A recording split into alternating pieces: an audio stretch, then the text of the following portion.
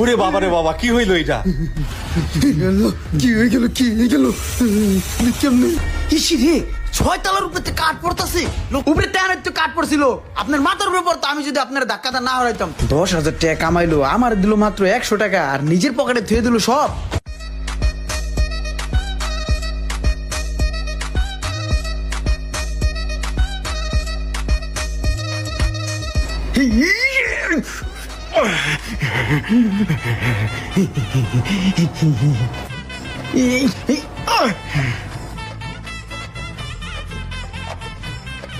আচ্ছা ঠিক আছে, সমস্যা না, আপনি নিয়ে আসেন, আমি দেখতেছি কি করা যায়। ঠিক আছে,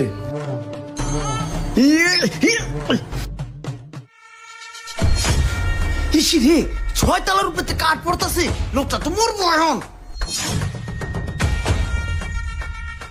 এই বেটা সরেন।